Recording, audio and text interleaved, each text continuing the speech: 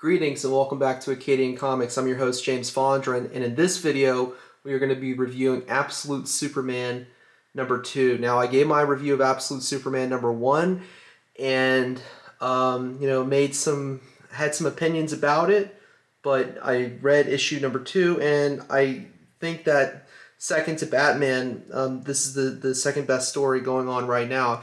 I still have to read the second issue of Absolute Batman, but I will get to that and also offer a review of that at a later date. But let's talk about Absolute Superman number 2. So what's interesting about this book, and there will be spoilers starting now, and also I have a variant cover here, so this is a different cover, and I believe this is cover A. So anyway, we'll get right into it. So what's interesting about this book is it goes between Krypton and then Earth, or this alternate Earth that's created by Darkseid. And what's interesting about this is there is a reference to the use of AI to write papers. So Kal-El is basically scrutinized and ridiculed by his teacher here for actually writing a real paper and not using generative text, aka AI. So that's an interesting commentary made by the writers and the artists in the book. Very interesting. That's something we're facing now. AI art, AI written content and essays and manifestos and all these other crazy things that are taking away the human element, the real work, and letting the thinking being done by machines. So anyway, it continues, and we go back to Brazil, and Lois Lane works for this Lazarus Corporation, which basically is a contractor that runs the world. And first she wants to arrest Kal-El, and we don't even know if his name's actually Clark.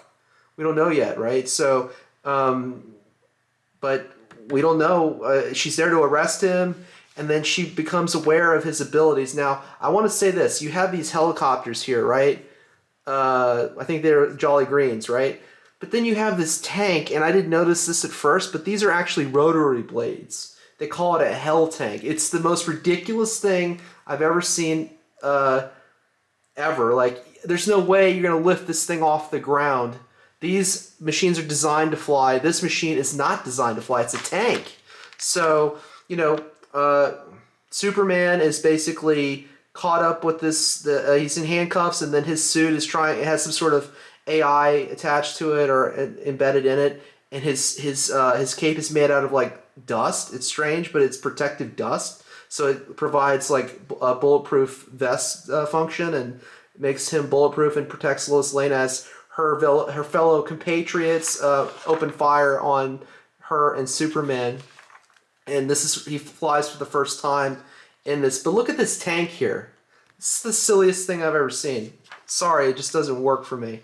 And he's going to blow it up later anyway. So yeah, I mean, it was interesting, and she does, like, Lois Lane does this after action report, and he's kind of like, again, this is a dystopian Earth, and I think what makes you see what's not in the picture with this comic is America, the idealism and ethics and morality of America as we've seen it in the past. It's absent in this book. So you take that away, you take kind of the inalienable rights and all of that away, and he knows Superman knows what his rights are, and he knows that they're violating his rights and the rights of all the people in this third world country, right? So it's kind of like he's a man of the people, working class hero, right? But she starts to learn that he's not a bad guy, and he is a protector of children, and he's a true hero. So they're keeping this true to the character of Superman, and I'm pleased to say and report that this holds true. It's just Superman in a dystopian world. It's like Red Sun. What would he be like? If the Soviet Union ran the world. Think about that. But it's like it's a world without America, kind of, and it's a world run by a corporation and so forth and so on. So very interesting. Lois Lane, she does an after-action report to Brainiac, and she's like, you can't control him. He's a Superman. Yeah, I mean it's interesting. She's like, I want a permanent Superman assignment, and I'm trying to find exactly where it says that. This Superman is plenty super all on his own. You know, she thought, oh, maybe it's his suit, but it's actually him that has the power. He has the power. So that's kind of great. It's interesting. I like the art. You know, it's got to be hard to do something new. It has to be hard. But again, we'll go back here, and where's that tank? I think the tank's blown up. Like, we're going down. Here's the tank, the Hell tank, the helicopter slash tank. This is Hell Tank Bravo. We're going down. Yeah, probably because you weigh 1,000,000 tons and you're not supposed to be flying. You're a tank. But anyway, yeah, so his cuffs come off and he flies off, you know, poof, gone into the air. But it's interesting, you know, this corporation, this evil corporation, and then they kind of show that, and like she wants to write her own report, and she doesn't want Brainiac, the AI, to do it for her. So she's like, no, I'm going to write my report. And her supervisor's like, well, I couldn't even get you to write a motor pool request. Now you want to write a report? But it's kind of like, who is her true self? You know, you give her a sense of wonderment and just awe, and showing like someone making the right decisions and protecting people and truth, justice, and the moral way, or what was the American way. He is following the moral way, and his moral compass is guiding him in his conscience. And so it's a breath of fresh air for Lois Lane, who is doing this immoral job because she lives in an immoral society, in an immoral world. And instead of being an aspiring reporter and a real journalist, you know, she's doing this job as basically she's a cop, you know, a contract cop.